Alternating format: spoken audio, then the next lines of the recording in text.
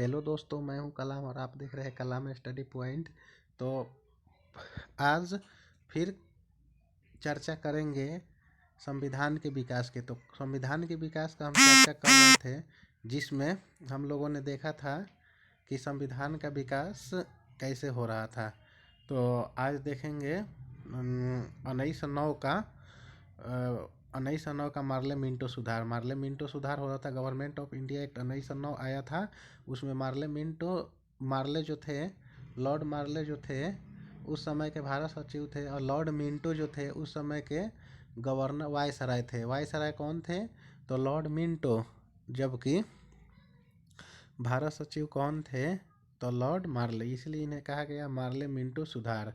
Morley Minto सुधार कब आया था? तो 1909 में आया था। और एक्ट के द्वारा इस एक्ट के द्वारा मुसलमान समुदाय के लिए एक अलग पृथक निर्वाचन मंडल की व्यवस्था की गई। और इस अधिनियम ने केंद्रीय तथा प्रांतीय विधायी शक्ति को बढ़ाया। किसे किसे बढ़ाया? तो केंद्रीय केंद्रीय यानी जो सेंट्रल लेवल पर होता है उसे केंद्रीय, प्रांतीय मतलब स्टेट लेवल की जो विधायी शक्तियाँ है, विधायी यानी जुडिशियरी, उसे उस शक्ति को बढ़ाया। परिषद के सदस्यों को बजट विवेचना करने तथा उस पर प्रश्न करने का अधिकार दिया। इतना ही नहीं बल्कि परिषद के जो भी सदस्य थे उसे क्या किया गया? तो बजट की विवेचना करने का और उस पर प्रश्न करने का, यानी कहाँ खर्चा कितना हो रहा है उस पर ये प्रश्न पूछने का अधिकार दिया। कौन अधिकार दिया? तो 1909 का Morley Minto act. Satyendra Sinha को गवर्नर जनरल की कार्यकारिणी का प्रथम भारतीय विधि सदस्य नियुक्त किया गया। तो पहला भारतीय विधि से कार्यकारिणी कार्यकारिणी यानी कार्यपालिका का पहला भारतीय विधि सदस्य किसे नियुक्त किया गया था? तो सत्येंद्र सिन्हा को। तो सत्येंद्र सिन्हा को गवर्नर जनरल की जो कार्यकारिणी परिषद थी उसका प्रथम भारतीय विधि सदस्य नियुक्त किया गया था। भारतीय विधान परिषद में सदस्यों की संख्या 60 की गई। कितनी की गई दोस्तों? तो 60। कितनी की गई? तो 60 कर दी गई। कितनी कर दी गई? तो 60 कर दी गई। देख रहे हो ना कैसे बढ़ रहा है। भारतीय विधान परिषद में सदस्यों की संख्या 60 कर दी गई और 9 पदेन सदस्यों का प्रावधान किया गया। तो 60 और 9, 60 सदस्य कर दिया गया। पदेन सदस्य कितना होना चाहिए? तो 9। पदेन सदस्य कितना होना चाहिए? तो 9 होना चाहिए। पदेन सदस्य कितना होना चाहिए? 9। तो यानी 60 9 60 9। उसके बाद हम लोग देखते हैं भारतीय परिषद अधिनियम 1919। तो अभी हम लोगों ने देखा था भारतीय परिषद अधिनियम 1909, जिसमें मुस्लिम समुदाय को एक अलग पृथक निर्वाचक मंडल की व्यवस्था किया गया। और भारतीय परिषद अधिनियम 1919 देखते हैं 10 वर्षों के बाद ये आया था। और इसमें ये से मॉन्टेग्यू चेम्सफोर्ड सुधार भी कहा जाता है। तो भारतीय परिषद अधिनियम 1919 को क्या कहा जाता है? तो मॉन्टेग्यू चेम्सफोर्ड सुधार। और भारतीय परिषद अधिनियम 1909 को क्या कहा जाता है? तो मार्ले मिंटो सुधार। मार्ले मिंटो सुधार। तो मॉन्टेग्यू कौन थे? तो मॉन्टेग्यू जो थे उस समय के भारत सचिव थे। और लॉर्ड चेम्सफोर्ड कौन थे? तो उस समय के वायसराय थे। 1919 में वायसराय कौन था? तो लॉर्ड चेम्सफोर्ड। तो इस अधिनियम के तहत द्विसदनीय व्यवस्था स्थापित की गई।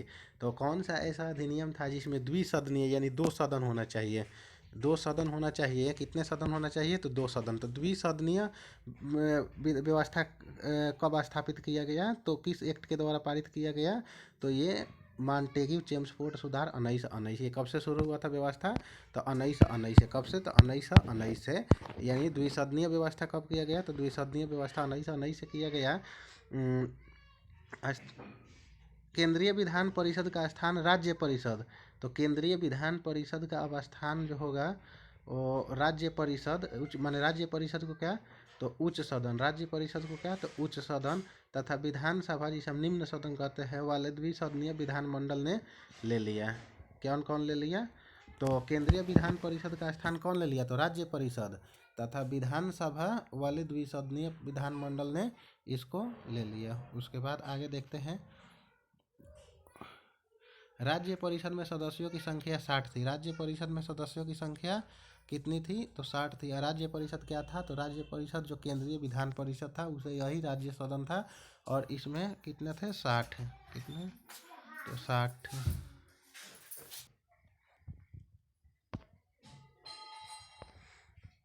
तो दोस्तों राज्य परिषद में सदस्यों की संख्या 60 थी, जिसमें 14 सदस्य निर्वाचित होते थे और बाकी के सदस्य जो है, बाकी के सदस्य जो थे, बाकी के कितने हो जाएंगे, 26 होंगे ना, 26 होंगे। वो सदस्य मनोनीत होते थे। तो निर्वाचित या जनता द्वारा या जनता के प्रतिनिधि द्वारा चुने जाते थे, और निर्वाचित होते थे, और बाकी के मनोनीत होते थे। मनोनीत कौन कर सकता है, तो राष्ट्रपति कर सकता है, या जैसे अभी हम लोग राष्ट्रपति देखते हैं कि करता है मनोनीत, या राज्यपाल करता है राज्य लेवल पे। लेकिन उस समय कौन करता था, तो वायसराय मनोनीत करता था। तो राज्य परिषद यानी हम देखते हैं कि केंद्रीय विधान परिषद 2 टुकड़ों में बट गया। यानी कौन सी व्यवस्था किया गया, तो द्विसदनीय व्यवस्था की शुरुआत कब से किया गया, तो द्विसदनीय व्यवस्था किया गया। द्विसदनीय व्यवस्था कब से किया गया, तो द्विसदनीय व्यवस्था 1919 के मॉन्टेग्यू चेम्सफोर्ड सुधार के द्वारा किया गया, और ये 2 भागों में टूट गया। केंद्रीय विधान परिषद जो था 2 भागों में बट गया। ये कितने सदन का हो गया, 2 सदन का। पहला सदन कौन सा है, राज्य परिषद। राज्य परिषद को उच्च सदन कहा जाता है, और दूसरा था विधानसभा, और विधानसभा को निम्न सदन कहा जाता है। यानी द्विसदनीय हो गया कि नहीं, हो गया। राज्य परिषद में सदस्यों की संख्या कितनी थी, राज्य परिषद में सदस्यों की 60 थी।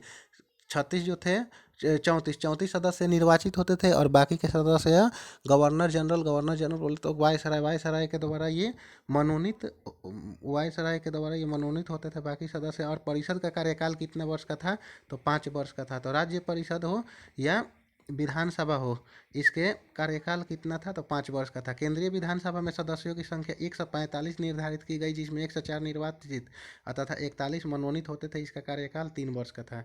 यानी इसका कार्यकाल, यानी केंद्रीय विधानसभा, एक केंद्रीय विधान परिषद, एक था केंद्रीय राज्य परिषद। राज्य परिषद में एक था राज्य परिषद, पहला था राज्य परिषद। राज्य परिषद, राज्य परिषद में कितने सदस्य टोटल थे, तो राज्य परिषद में टोटल 60 सदस्य थे। कितने मनोनीत होते थे, तो कितने चुने जाते थे, तो 34। कितने चुने जाते थे, तो 34। और दूसरा था केंद्रीय विधानसभा, केंद्रीय विधानसभा। केंद्रीय विधानसभा में कितने सदस्य थे टोटल, तो 145। कितना, तो 145, जिसमें कितने चुने जाते थे, तो 104 निर्वाचित होते थे। 104 निर्वाचित होते थे, और बाकी के 41 जो होते थे वो वायसराय के द्वारा मनोनीत होते थे। वायसराय के द्वारा मनोनीत होते थे। उसके बाद हम देखते हैं कि राज्य परिषद था ना, राज्य परिषद का कार्यकाल कितना था, तो राज्य परिषद का जो कार्यकाल था, राज्य परिषद का 5 साल, और जो केंद्रीय विधानसभा है इसका 3 साल कार्यकाल। ये दोनों सदन है, इसका 5 साल, इसका 3 साल, इसका 5 साल, इसका 3 साल, इसका 5 साल, इसका 3 साल। ये दोनों सदन जो है किससे टूटकर बने हैं, तो ये बने हैं केंद्रीय विधान परिषद से। केंद्रीय विधान परिषद से ही टूटकर बने हैं। केंद्रीय से ही टूटकर 1919 के पार्लियामेंट सुधार से द्विसदनीय व्यवस्था की गई थी, जिसमें पहला राज्य परिषद था, और दूसरा कौन था, तो विधानसभा। विधानसभा में कितने सदस्य थे, तो विधानसभा में सदस्यों की संख्या 145। तो ये क्वेश्चन बनता है कि जब विधानसभा में ज़्यादा मेंबर थे कि विधान परिषद में ज़्यादा मेंबर थे, विधानसभा में कि विधान परिषद में, यानी राज्य परिषद में कि विधानसभा में। तो राज्य परिषद में कम थी, और केंद्रीय विधानसभा में सदस्यों की संख्या 145। लेकिन कार्यकाल किसका ज़्यादा था, तो कार्यकाल जो था वो राज्य परिषद का ज़्यादा था, 5 वर्ष का था। और केंद्रीय विधानसभा का कार्यकाल कितना था, तो मात्र 3 वर्ष का था, मात्र 3 वर्ष का था। उसके बाद देखते हैं सदस्यों का चुनाव सीमांकन निर्वाचन क्षेत्र द्वारा प्रत्यक्ष रूप से किया जाना था। लेकिन सदस्यों का जो चुनाव था वो सीमांकित निर्वाचन क्षेत्रों द्वारा प्रत्यक्ष रूप से किया जाना था। प्रत्यक्ष रूप से बोले तो जनता के द्वारा। और इसका चुनाव कैसे किया जाना था, तो जनता के द्वारा। निर्वाचन के लिए अर्थात सांप्रदायिक समूह, निवास और संपत्ति पर आधारित थी। यानी ये सब आधारित थी, सांप्रदायिक समूह, निवास और संपत्ति, ये सब आधारित थी। किसके लिए, तो निर्वाचन के लिए। उसके बाद देखते हैं कि दशानन इस एक्ट द्वारा 8 प्रमुख प्रांतों में, जिन्हें गवर्नर के प्रांत कहा जाता था, द्वैध शासन की पद्धति शुरू गई। और 1919 के पार्लियामेंट सुधार द्वारा क्या किया गया, तो 8 प्रांतों में गवर्नर के 8 प्रांत थे। कितने प्रांत थे, तो 8। यहाँ द्वैध शासन पद्धति की शुरुआत हुई। कौन सी शासन, द्वैध शासन यानी दोहरी शासन की शुरुआत हुई। प्रांतीय विषयों को 2 भागों में बांटा गया। प्रांतीय विषयों को कितने भागों में बांटा गया, तो 2 भागों में, आरक्षित विषय एवं हस्तांतरित विषय। कौन कौन सा विषय, तो आरक्षित विषय एवं हस्तांतरित विषय। तो आरक्षित विषय क्या है, तो इसमें भू राजस्व, वित्त, कानून व्यवस्था, सिंचाई, खनिज संसाधन, न्याय, पुलिस प्रशासन, उद्योग आदि आते हैं।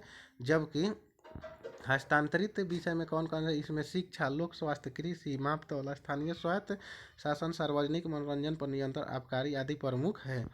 तो आरक्षित विषयों का प्रशासन गवर्नर जनरल अपने परिषद द्वारा करता था तथा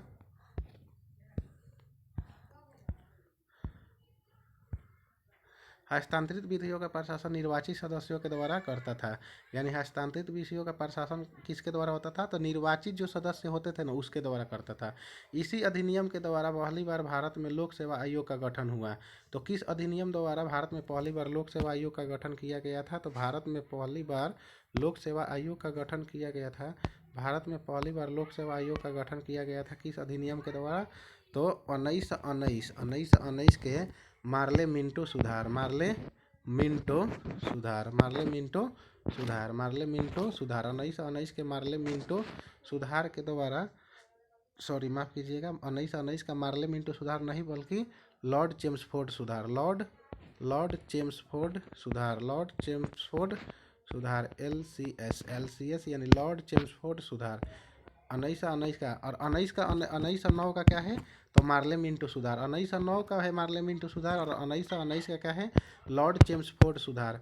बस आप लोगों को ये समझ में आना चाहिए। अगर आप आप लोग ये समझ जाएंगे वीडियो, तो आप लोगों को हमेशा हर किताब पढ़ने में बहुत मदद मिलेगी। तो 1919 का कौन सा सुधार है, तो लॉर्ड चेम्सफोर्ड सुधार, लॉर्ड चेम्सफोर्ड मॉन्टेग्यू सुधार, लॉर्ड चेम्सफोर्ड उस समय क्या थे, तो भारत सचिव थे। भारत सचिव कौन थे, तो लॉर्ड चेम्सफोर्ड और तो मॉन्टेग्यू चेम्सफोर्ड सुधार, मॉन्टेग्यू चेम्सफोर्ड मार्ले मिंटो सुधार। उसके बाद इस साथ ही पहली बार लोक लेखा तथा वित्त समिति का गठन हुआ। तो हम लोग देख रहे हैं कि ये कितना इम्पोर्टेंट है। इसी में लोक सेवा आयोग और ये पहली बार है सब बात। पहली बार क्या हुआ था, तो भारत में लोक सेवा आयोग का गठन हुआ था, पब्लिक सर्विस कमीशन जिसे बोलते हैं। और इसी समय पहली बार लोक लेखा तथा वित्त समिति का गठन हुआ था। भाषाई आधार पर राज्यों के पुनर्गठन की सिफारिश माडफोर्ड रिपोर्ट 1918 द्वारा की गई थी। भारत शासन अधिनियम 1935 अब देखते हैं। भारत शासन अधिनियम 1935, भारत शासन अधिनियम 1935, भारत शासन अधिनियम 1935।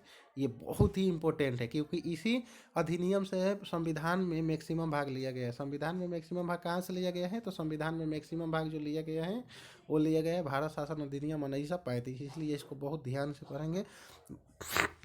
1935 का भारत शासन अधिनियम 1920 से 1935 तक राष्ट्रीय आंदोलन का परिणाम था। तो ये क्यों मिला, तो भारत शासन अधिनियम 1935 क्यों आया, क्योंकि 1920 से 1935 तक हम लोगों ने खूब राष्ट्रीय आंदोलन किया था। जैसे कौन हो जाएगा, कौन कौन सा आंदोलन हो जाएगा, क्योंकि महात्मा गांधी ने चलाया था कौन सा आंदोलन, तो 1920 से 1922 असहयोग आंदोलन, नॉन कॉपरेशन मूवमेंट चलाया था। इसके बाद इन्होंने फिर सभी ने अवज्ञा आंदोलन चलाया। बहुत सी आंदोलन हुआ राष्ट्रीय लेवल पे और इसीलिए भारत शासन अधिनियम 1935 लाया गया। यह विधेयक 2 अगस्त 1935 को पारित हुआ था। ये कब पारित हुआ था, तो 2 अगस्त 1935 को पारित हुआ था। 2 अगस्त 1935 को पारित हुआ था। प्रस्तावना रहित यह अधिनियम ब्रिटिश संसद के इतिहास का सबसे बड़ा और सबसे जटिल प्रलेख था। यानी प्रस्तावना इसमें नहीं था। प्रस्तावना रहित का मतलब होता है प्रस्तावना नहीं था। यह अधिनियम ब्रिटिश संसद के इतिहास का सबसे बड़ा और सबसे जटिल प्रलेख था। इसमें 14 भाग, 10 परिशिष्ट, 321 धाराएं तथा 10 अनुसूचियाँ। कितने भाग थे, तो 14 भाग। कितने भाग थे, तो 14 भाग थे। 14 भाग, 10 परिशिष्ट और 321 जो थी वो धाराएं थी और 10 अनुसूचियाँ थी। कितनी अनुसूचियाँ थी, 10। तथा भारत का वर्तमान संवैधानिक ढांचा काफ़ी हद तक इस अधिनियम पर आधारित है। इस अधिनियम की सबसे उल्लेखनीय विशेषता यह थी कि ब्रिटिश प्रांतों तथा संघ में शामिल होने के लिए तैयार भारतीय रियासतों का अखिल भारतीय संघ बनाने का प्रावधान रखा गया। प्रांतों में द्वैध शासन व्यवस्था को समाप्त कर प्रांतों में पूर्ण उत्तरदायी सरकार बनाई गई। हम लोगों ने देखा था 1919 में मॉन्टेग्यू चेम्सफोर्ड सुधार के द्वारा क्या किया गया ना कि प्रांतों में क्या किया गया, तो द्वैध शासन, दोहरी शासन लागू कर दिया गया। लेकिन भारत शासन अधिनियम 1935 के द्वारा प्रांतों के द्वैध शासन को समाप्त कर दिया गया और अब केंद्रीय द्वैध शासन लागू किया गया। प्रांतों के द्वैध शासन को समाप्त करके केंद्रीय द्वैध शासन की शुरुआत किया गया। तो तो वही बात बोल रहे हैं यहाँ पे, प्रांतों में द्वैध शासन व्यवस्था को समाप्त कर प्रांतों में पूर्ण उत्तरदायी सरकार बनाई गई। अब यहाँ पे सरकार बनाई गई, चुनाव हुआ 1937 में। द्वैध शासन की व्यवस्था अब केंद्र में लागू की गई। देखिए अभी हम आप लोगों को बताए थे कि अब द्वैध शासन केंद्र लेवल पे लगाया गया है, प्रांतों में समाप्त कर दिया गया और सरकार बनाई गई प्रांतों में। और द्वैध शासन का व्यवस्था अब कहाँ पर लागू हुआ जी? तो केंद्र लेवल पे लागू हुआ। सुरक्षा, वैदेशिक संबंध यानी विदेशी संबंध एवं धार्मिक मामलों को गवर्नर जनरल के हाथों में केंद्रित किया गया है। यानी सब सुरक्षा है, सुरक्षा किसके हाथों में अब केंद्रित कर दिया गया? तो गवर्नर जनरल के हाथों में। वैदेशिक मामला यानी विदेशी मामला भी कहाँ, किनके हाथों में? तो गवर्नर जनरल के। धार्मिक मामला भी गवर्नर जनरल के हाथों में केंद्रित किया गया तथा अन्य मामलों में गवर्नर जनरल की सहायता के लिए मंत्रिमंडल की व्यवस्था की गई। संघीय न्यायालय की स्थापना की गई और जिसके विरुद्ध अपील प्रीवी काउंसिल लंदन में की जा सकती है। और एक ऐसा न्यायालय की स्थापना की गई जिसमें हम कोई भी अपील सुनाई गई है उसके विरुद्ध हम क्या कर सकते हैं? तो प्रीवी काउंसिल लंदन में इसकी मतलब हम लोग अपील कर सकते हैं। कहाँ पे कर सकते हैं? तो अपील प्रीवी काउंसिल लंदन में हम लोग किसी भी प्रकार का अपील कर सकते हैं, संघीय न्यायालय। इस अधिनियम के तहत बर्मा को भारत से अलग कर दिया गया और उड़ीसा तथा सिंध 2 नए प्रांत बनाए गए। तो बताइए कौन से अधिनियम? तो भारत शासन अधिनियम। भारत शासन अधिनियम के द्वारा बर्मा को क्या किया गया है? तो भारत से अलग कर दिया गया। यानी बर्मा किसका भाग है? तो भारत का भाग है। बर्मा किसका भाग है? तो भारत का भाग है। बर्मा जो बोलते हैं, बर्मा का नया नाम क्या है? तो बर्मा का नया नाम है म्यांमार। म्यांमार की राजधानी नेपिता। बर्मा की पहले राजधानी क्या हुआ करती थी? तो रंगून। तो बर्मा को किस अधिनियम से भारत से अलग किया गया है? तो बर्मा को भारत शासन अधिनियम 1935 के द्वारा भारत से अलग कर दिया गया और उड़ीसा तथा सिंध 2 नए प्रांत बनाए गए। और उड़ीसा भी एक नया प्रांत बना दिया गया और सिंध भी नया प्रांत बना दिया गया। उड़ीसा जो वर्तमान में भारत में है और सिंध जो वर्तमान में पाकिस्तान में है। सांप्रदायिक निर्वाचन पद्धति का और विस्तार किया गया। प्रधानमंत्री और मंत्री यानी प्रधानमंत्री यानी प्रीमियर तथा मंत्री। तो दोस्तों आज इतना ही रहने देते हैं क्योंकि वीडियो बहुत ज़्यादा लंबी हो जाएगी, इसीलिए यहीं पे अपनी वाणी को विराम देते हैं। और अगर मेरी वीडियो आप लोगों को पसंद आई है तो मेरी वीडियो को लाइक करें और मेरे चैनल को ज़रूर सब्सक्राइब करें। और अगर कोई कुछ भी अच्छा या ख़राब दिखा, अगर कोई भी फॉल्ट या गलती दिखी तो आप लोग हमें ज़रूर बताइए, मैं उसको सुधारने का कोशिश करूँगा। और अपने दोस्तों के साथ ज़रूर शेयर करें। थैंक यू दोस्तों, मेरी वीडियो देखने के लिए, इतना टाइम देने के लिए बहुत बहुत शुक्रिया। जय हिंद दोस्तों।